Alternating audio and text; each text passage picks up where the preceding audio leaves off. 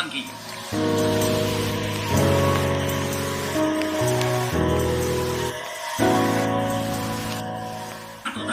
Le dará al pueblo alemán la victoria y saldrá de sangre que se le está infligiendo a los judíos y a otros pueblos antes de que los aliados